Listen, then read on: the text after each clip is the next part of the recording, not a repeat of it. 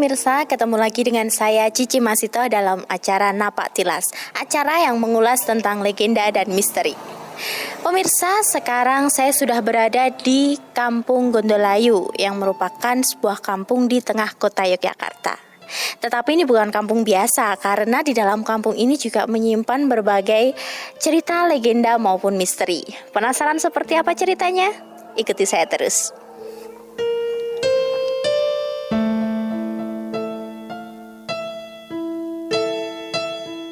Nama saya Kentas Warastro, saya lahir di Gondolayu sekitar 41 tahun yang lalu. Saya tinggal dan lahir di Gondolayu Lor. Nama saya Andi Sadiman, tinggal di Gondolayu di tengah sungai atau di tepi sungai. Waktu itu di tengah sungai, tapi sekarang di tepi sungai. Umur saya terlahir 1952. Tinggal di sini selama seumur hidup.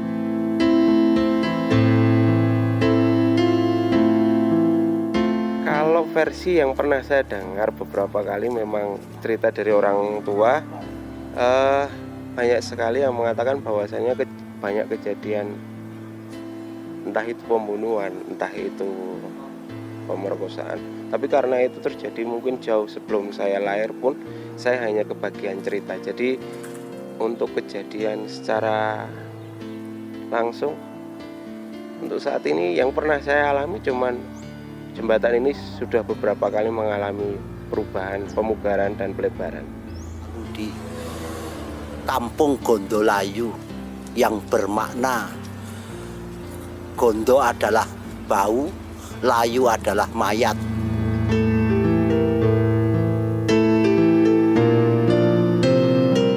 Ada terjadi kasus pembunuhan. Waktu itu di seberang jalan di bagian selatan sisi jembatan itu ada pembunuhan sekitar 10 tahunan yang lalu.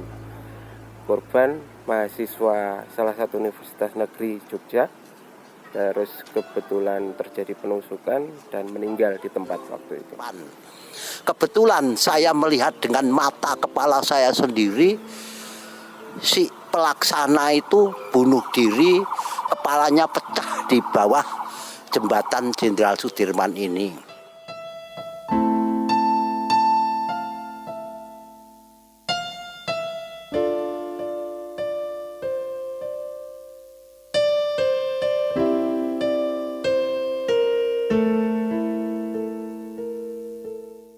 Pemirsa, tepat di belakang saya adalah jembatan Gondolayu atau biasa juga disebut dengan jembatan kematian. Konon katanya jembatan ini telah merenggut banyak nyawa. Pemirsa penasaran seperti apa ceritanya? Mari kita tanyakan kepada narasumber kita.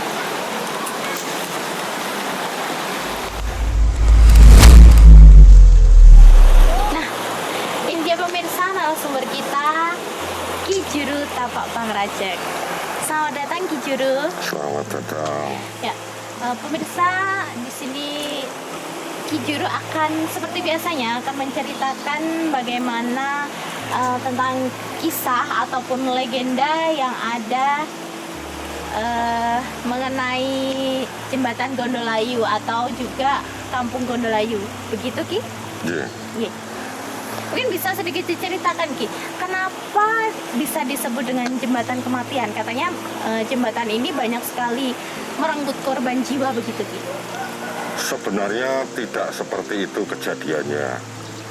Memang ada kejadian ketika jembatan ini dulu dibangun, ada orang yang dibunuh di dekat jembatan Gondolayu ini. Kemudian juga ada orang yang bunuh diri di jembatan Gondolayu ini.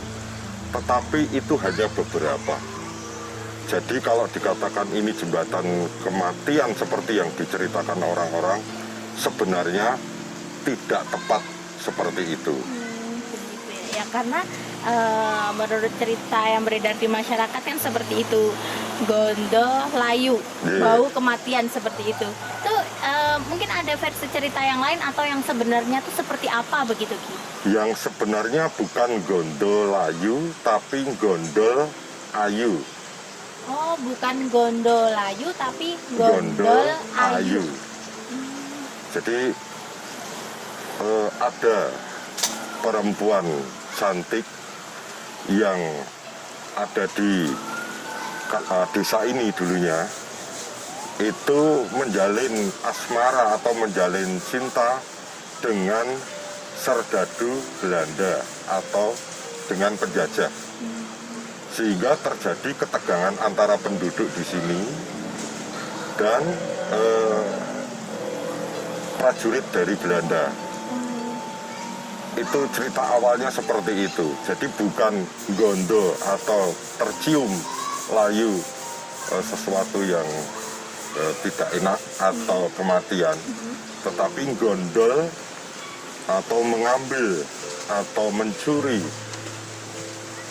perempuan cantik perawan yang ada di desa ini. Oh, jadi tidak seperti yang beredar di masyarakat gitu ya, Ki, Yeah. ya. Bukan Gondolayu tapi Gondol Ayu seperti itu. Oke. Mungkin ada cerita lain Ki mengenai jembatan ini yang bisa disampaikan kepada pemirsa di rumah begitu? Jadi bagi saya jembatan ini bukan angker, tetapi wingit. Oh, beda Ki, beda berbeda, angker dan Ki. wingit. Wingit itu ada perbawanya. Kalau angker itu menakutkan. Jadi memang di sini bagi saya nama Sungai Code itu sungai yang tidak sempat diberi nama. Code, Code, nah itu aja. Jadi nama ini tidak sempat diberikan nama karena ketika atasnya sungai itu namanya sudah lain dengan yang masuk di aliran di Yogyakarta ini.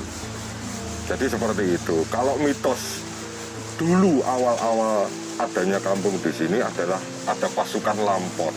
Ada pasukan lampor. Lampor itu semacam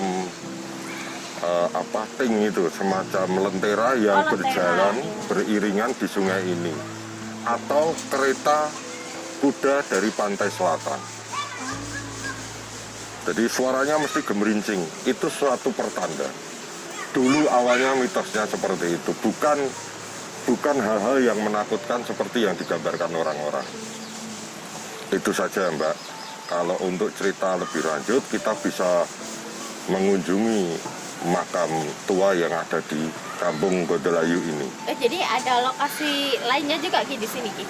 Iya. Oke. Pemirsa, jadi ada cerita lainnya juga selain di jembatan ini.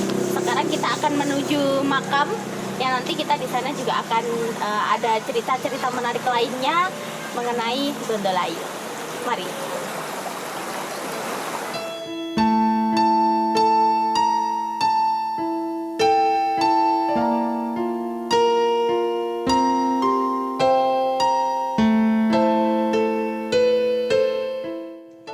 Kita sekarang sudah berada di makam Gondolayu.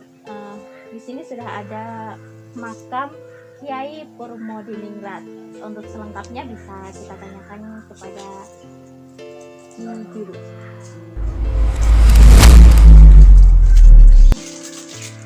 Ki Juru, bisa diceritakan mungkin kaitannya makam ini dengan mitos atau legenda yang ada di desa Gondolayu ini, dan juga bisa diceritakan kepada pemirsa mungkin mengenai makam-makam ini makam siapa begitu.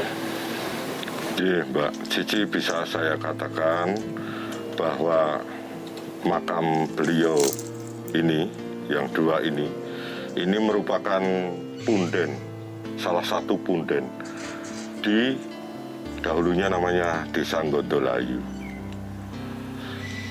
Ada kaitan dengan nama Gondolayu dengan pepunden dari Kampung Gondolayu sekarang ini, Mbak Cici.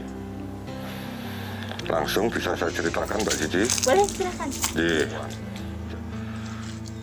Kebetulan anak perempuan ini menerima cinta dari seorang letnan tentara Belanda yang tugasnya itu patroli tetapi berjalan. Kemudian mereka bertemu, terjadilah cinta itu. Jadi itu sekitar ya mendekati perang Jawa, perang Diponegoro, sekitar tahun 1825. Kalau perang Diponegoro pertama itu tanggal 20 Juli 1825. Sebelum kejadian itu cinta itu terjalin, Mbak. Dari Gondolayu, dari pihak perempuan, kemudian letnan itu tinggal di Kota Baru, dibatasi oleh jembatan dan Sungai Code. Dari pihak Gondolayu itu mempertahankan jangan sampai putrinya itu menjadi istri dari penjajah atau dari Belanda, dari seorang letnan itu. Terjadilah suasana yang panas memuncak di perbatasan itu di dekat Sungai Code tadi. Kemudian bisa diredam oleh sesepuh kampung ini. Intinya, apakah benar perempuan atau yang diempukan atau dari keturunan dari terah pepunden desa ini betul-betul mencintai prajurit Belanda itu? Dijawablah mencintai. Maka mau tidak mau semua menjadi luruh, dipasrahke istilahnya, Mbak, diberikan kepada letnan Belanda itu. Jadi ceritanya seperti itu. Maka disebutlah Gondolayu. Menurut yang saya dapatkan, akhirnya perempuan dari Gondolayu itu dalam bahasa Belandanya artinya meninggalkan desa atau meninggalkan. Jadi karena berhasil diperistri pada akhirnya oleh seorang letnan itu, maka dia namanya dalam bahasa Belandanya itu meninggalkan atau Fin. Oh begitu. Kalau dari desa Gondolayu sendiri dengan jembatan tuh lebih duluan mana Ki Juru? Lebih duluan kampung ini, Mbak. Oh lebih duluan Ya. kampung sini. Begitu. Iya. Itu saja yang mungkin bisa saya ceritakan. Maka sekali lagi saya ulang bahwa Gondolayu itu baik jembatan atau kampungnya bukan angker, tetapi wingit, karena ada pepundennya. Sampai sekarang pun itu Gondolayu bisa membangun masyarakatnya dengan harmonis. Toleransi betul-betul terjalin di kampung ini. Baik Ki Juru Tapak Pangraja, di sini pemirsa ingin mengetahui apa sih gitu kaitannya makam ini dengan Kampung Gondolayu. Begini Mbak Cici, ini adalah makam dari Kiai Purmo Diningrat, salah satu dari 3 sesepuh kampung yang menjadi cikal bakal di Kampung Gondolayu ini, bersama makam istrinya. Kaitannya pada waktu sebelum Perang Diponegoro tahun 1825 tanggal 20 Juli, sebelum tanggal itu ada dari warga Gondolayu itu mencintai seorang letnan penjajah yang berada di Kota Baru. Tapi karena situasi di Jogja ini sudah panas, maka orang tua dari perempuan itu meminta saran dari sesepuh-sesepuh kampung yang ada di sini. Salah satunya Kiai Purmo Diningrat. Kemudian penduduk kampung dan sesepuh kampung ini datang ke Kota Baru. Tetapi sampai di Gondolayu, seberang jembatan yang sekarang menjadi rumah-rumah yang sudah dihias oleh almarhum Romo Mangunwijaya, itu hampir terjadi bentrok. Tetapi karena kebijakan dari sesepuh kampung, orang tua dan anak itu disuruh memilih apakah kembali ke kampung atau ikut dengan penjajah di Kota Baru. Akhirnya perempuan itu memilih dan orang tuanya merelakan anaknya dibawa atau istilahnya digondol oleh penjajah Belanda yang ada di Kota Baru. Di masa akhir hayatnya,